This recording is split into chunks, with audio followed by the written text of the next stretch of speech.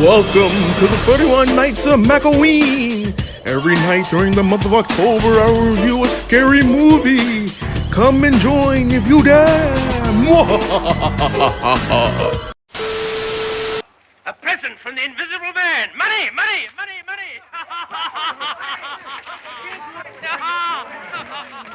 Up and down the city road, in and out the eagle. That's the way the money goes. Up goes the weasel. Money, money, money, money, money, money, money. The Invisible Man is a 1933 American science horror fiction film directed by James Whale. It is based on the H.G. Wells' 1897 novel of the same name and is produced by Universal Pictures in one of their original Universal monster movies of the 1930s. It stars Claude Rains, Gloria Smart, and William Harrigan. The plot of the film follows a scientist who finds a way of becoming invisible, but in doing so, he becomes murderously insane.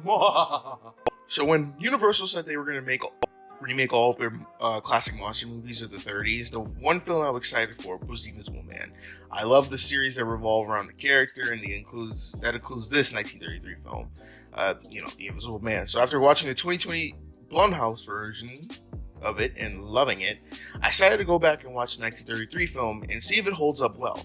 And I'm happy to say that it does for the most part. Of course, this film was very limited for the time it was made in the early 30s, so a lot of special effects in the film are very outdated and flat out bad at some points.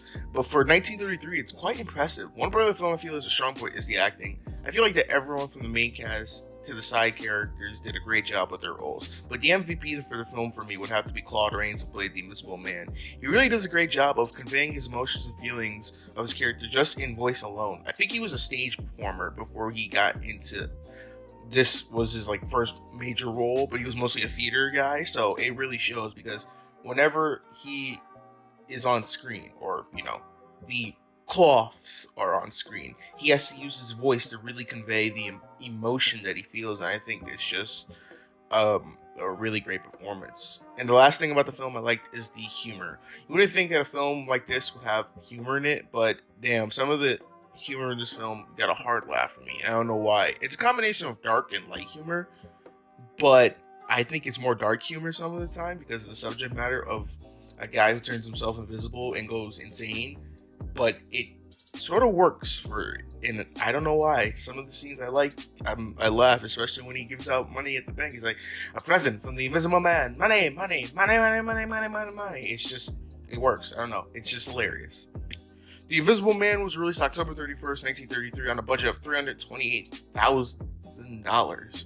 Overall, The Invisible Man still holds up with some of the great Universal monster films of the past. It may not be the most flashiest of the bunch, but it stands out on its own unique take on the early days of psychological horror.